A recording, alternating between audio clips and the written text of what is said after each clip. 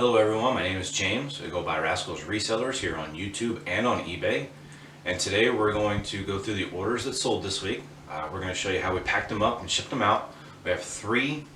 We have a pair of children's shoes, some photo paper, and a flat bill hat.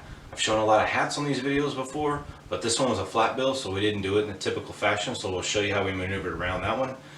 At the end of the video, we're going to go through this week's numbers. Nothing significant, but not bad for part-time. And then we received a negative feedback. So we're going to go through and talk about how I handled it, and hopefully maybe y'all have some suggestions down in the comments later on after the video airs or is published. Let's get started.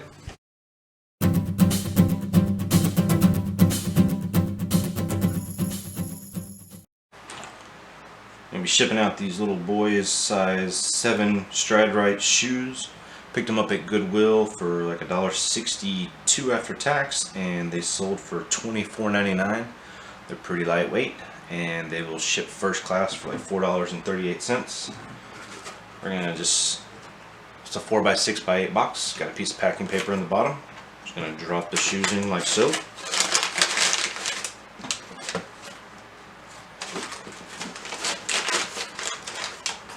That. Another piece of packing paper on the top.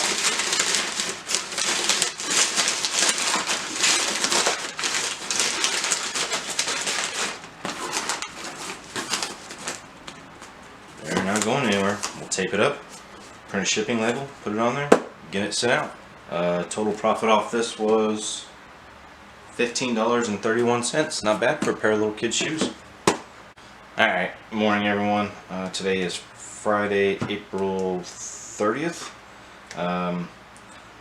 We have 2 items to pack and ship today. This is Kodak premium photo paper. It actually sold earlier in the week, but the buyer paid last night, so we're going to pack it up and get it shipped out today. This weighs exactly 1 pound when I put it on the scale, so by the time you add anything as far as packing supplies to it, it's going to be over a pound. It has to go priority. This is something I got fairly earlier on when I started and never really thought about that aspect of it, so the profit margin on this is going to be very minimal because it is going to have to go priority, and I'm pretty sure I was thinking it was going to go first class. So the best solution was the priority mail flat rate envelope. This cost me $7.18. Just going to slide it in there, pull the label, and seal it up.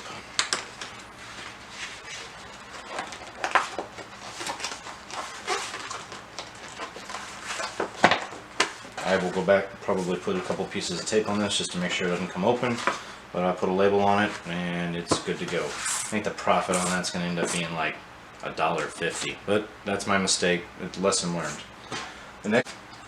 Alright, the next thing we have here is this New York Mets fitted ball cap. It is 7 3/8. It's New Era. I picked this up at our local community garage sale for $1. It sold for $19.99.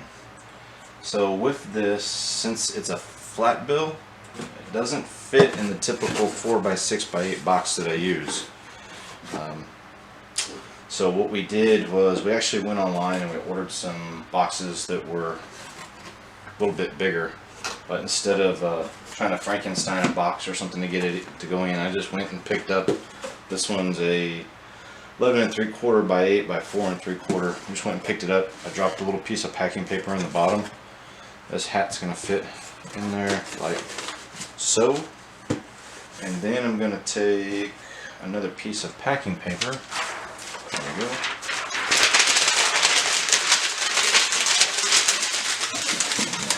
Drop it in there like so to kind of help keep it from bouncing around.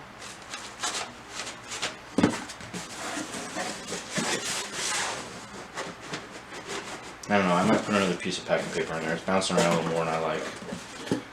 But at the end of the day, it's probably good. I'm going to just see if I can't rearrange this. But the downside to this is normally a cap in this box ships at an 8-ounce rate, which is like $3.58. This box itself weighs 6 ounces. When you add that hat and everything to it, it's going to end up going at a 12-ounce rate. Not a big deal, but it is still a little bit more money. Hopefully when we get we order some boxes that are more specific to the size of this style hat. Hopefully that'll put it back at an 8-ounce rate. I mean, if not, it's still not bad. Again, hats, I love selling hats. Storage on them's easy. Shipping on them's cut and dry. Profit, like I said, I paid $1 for this particular hat. It's sold for $19.99. When it's all said and done, after shipping and eBay fees, I'm looking at about 15 bucks, and altogether it took me, I don't know, 3 minutes to wash it. I let it dry overnight, and then you just sat here and watched me. It took me like, what, a minute maybe to pack it? 2 minutes, so 5 minutes for 15 bucks. I kind of like that one. Hopefully some of the packing part of the video was beneficial to someone. I know that I personally have gone and looked for the best ways to pack up certain things, and at times it's hard to find, and that's why I actually include a lot of different items that are being packed. As we get bigger and we have a lot more orders, I don't know that I'll be able to include everything, so I'll probably have to start eliminating some of the more common things like the hats and stuff like that, because I just don't want the videos to be hours long. Hopefully we'll get to that point. But until then, every time I get something unique or different, I'm just going to show you how I did it. Maybe you've got a better suggestion on how to do it, which of course, you know, we always welcome the comments. At this point, let's go through the numbers for the week. Sales were kind of slow, but we had a lot going on. We didn't really list a lot. We were sending out best offers. We just didn't have a lot of traffic this week. The gross sales were $59.98. Minus our cost of goods of $6.94, which took us to $53.04. And then you subtract out your eBay fees of $8.86, and that took us down to $44.18.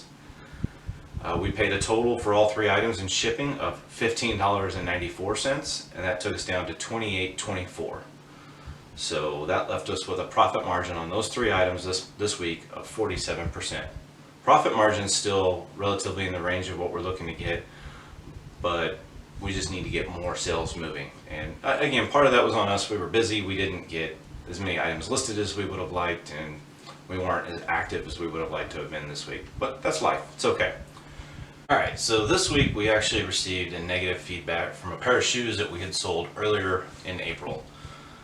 The comment just simply stated that the shoes were too small, didn't fit, and gave them away to somebody.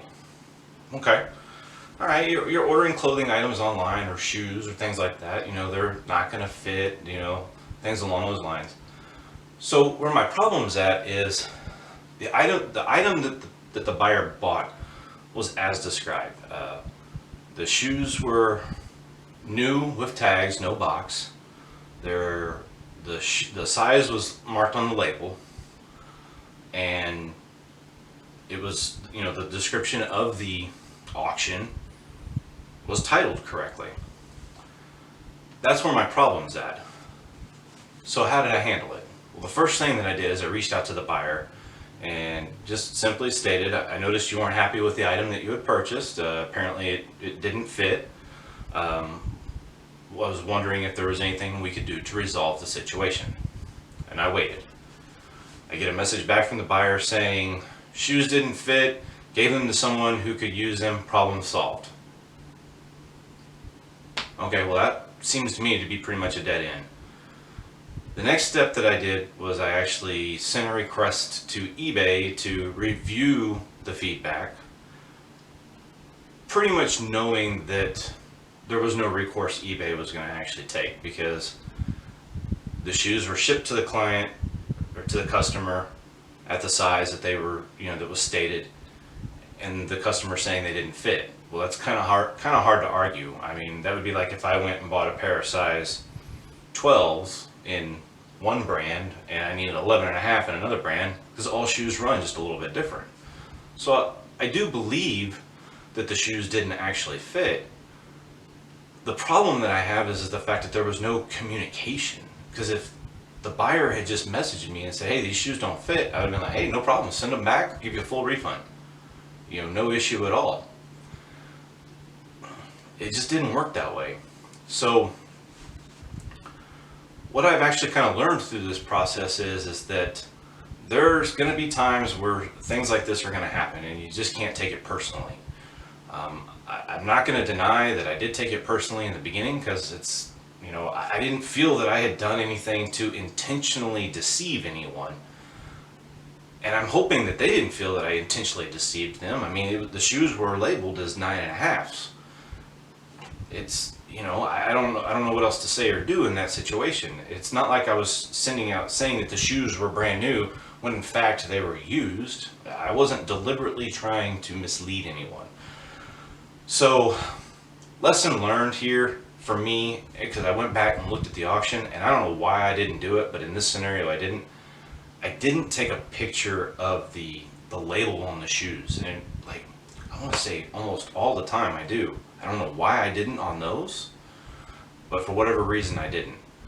So the other thing that I've actually learned is, you know, make sure you take a deep breath, because I did immediately go in and start typing a message to the customer, and I went back and reread it, and I actually had my wife read it, and it was like, it's more personal than professional. So I did have to step away. I let it sit overnight once we got the feedback, and then I sent the message to the customer after I'd had time to like get out of my feelings or get over my irritation, or however you want to phrase it. So sit on it for a minute, don't immediately respond, or you're going to end up showing emotion more than business, and that's probably not the way you want to portray yourself. Secondly, reach out to the customer, see if there's any resolution that you can come to with them. Thirdly, reach out to eBay and see if there's any course of action that they can take.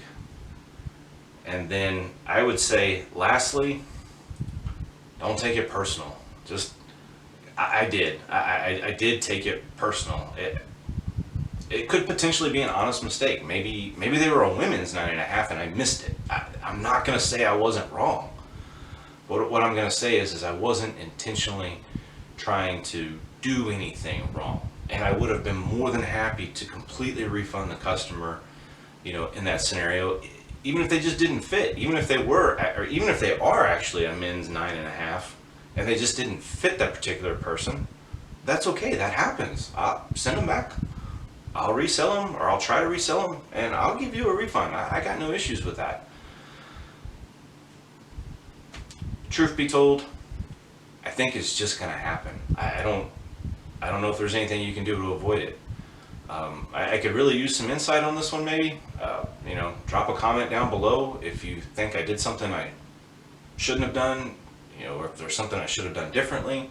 I'd be real curious to know.